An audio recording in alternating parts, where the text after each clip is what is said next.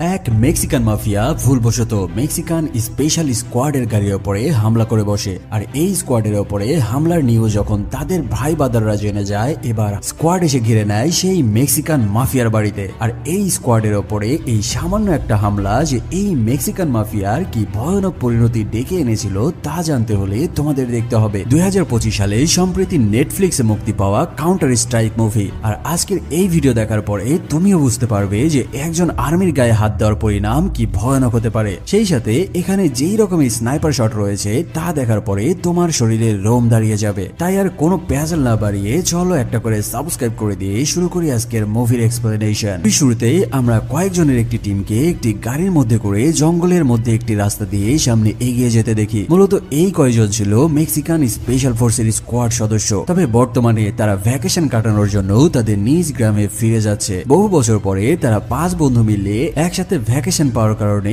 বেশ আনন্দ আর খুশিতে তাদের নিজের এলাকার দিকে ফিরে যাচ্ছে ভ্যাকেশন কাটাতে। কিন্তু কিছু দূর আগানোর পরে হঠাৎ চারপাশ থেকে কয়েকটি গাড়ি এসে তাদের গাড়িতে ধাক্কা মেরে বসে। মুহূর্তে ওই জায়গার পরিবেশ একটা ধ্বংসস্তূপে পরিণত হয়ে যায়। তবে তারা বুঝতে পারছিল না যে কে বা কারা এসে তাদের ওপরে আচমকা হামলা শুরু করলো। তবে যাই হোক, তারা আর কোনো সুযোগ না দিয়ে গাড়ি থেকে নেমে এক একজন তাদের রাইফেল বের করে উরুম ধুরুম ফায়ারিং শুরু করে দেয়। সেখানে তারা 5 জন মিলে এমন মারামারি শুরু করে দেয় যে হামলাকারীরা কেউ বুঝতেই পারেনি যে তারা এমন উল্টা কেলানো খাবে। কেউ বা চাকু বের করে কারো বুক পেট ফাঁসিয়ে দিতে থাকে, কেউ বা তাদেরকে মেরে তাদেরই গান কেড়ে নিয়ে ওই গান দিয়ে তাদেরই খুলি উড়িয়ে দিতে থাকে। মানে বুঝতেই পারছো, স্পেশাল স্কোয়াডের সদস্য বলে কথা। মাত্র কয়েক সেকেন্ডের মধ্যেই তারা ওই হামলাকারীদের সবাইকে শুইয়ে দেয় আর যে যার মতো উঠে দাঁড়িয়ে পজিশন নেয়। এবার চলো জেনে নেওয়া যাক এই স্কোয়াড সদস্যদের ওপরে কে বা কারা কেন হামলা করলো। এখান থেকে আমাদেরকে 72 ঘন্টার আগের একটি ঘটনায় ফিরে নিয়ে যাওয়া হয়। এখানে